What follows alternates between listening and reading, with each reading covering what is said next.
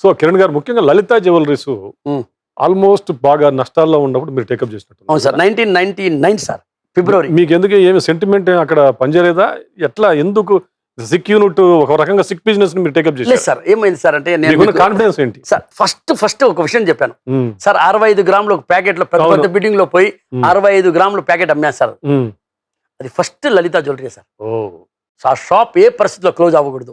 నేను తీసుకున్నప్పుడు మా స్టాఫ్ కూడా అందరు సార్ ఉమ్, నేను ఒక్కడనే ఉమ్, ఇది తీసుకోవాలని చెప్పి డిసైడ్ అయినా. ఉమ్, నా చుట్టుపక్కల 34 మంది మా స్టాఫ్ ఉండేది ఆ టైంలో, అంటే హోల్సేల్ కదా, ఉమ్, 34 పీపుల్ ఉండే సార్. ఉమ్, ఒక్కరు కూడా నాకు ఫేవర్ చేయలేదు సార్. అన్న వద్దన్నా మనకి ఎందుకున్నా ఉమ్, ఇది నా అమ్మలాగది, ఉమ్, దీన్ని నేను కాపాడతా. వాళ్ళకి ఉమ్, తెలియలా business, how to do business అని చెప్పి ఉమ్, మనం దీన్ని చేస్తాం సార్. ఇది చేసిన తర్వాత నేను ఎంత స్ట్రగుల్ అయింది తెలుసా.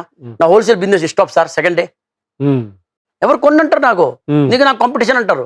ఉమ్, పోనీ చేద్దాం, ఏం చేస్తాము సార్. ఒకటి సార్, మనిషి ఉమ్, నిజంగా అంటే నాకు తెలిసిన విషయం చెప్తున్నాను. ఉమ్, మనిషి ఒకసారి అనుకుంటే సార్ ఉమ్, అది సాధించుకోవాలా. ఉమ్, 100% ఉమ్, జన్మంలో కూడా ఆయన ఓడిపోడు సార్. ఉమ్. నేను గ్యారంటీ సార్, నేను హామీ సార్.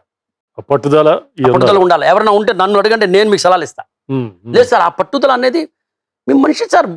మీరే డౌట్ గా ఉన్నారు, నేను చేయగలుగుతానా చేయలేనా ఉమ్. మీరే డౌట్ ఉన్నప్పుడు సార్ ఎట్లా చేయగలుగుతారు?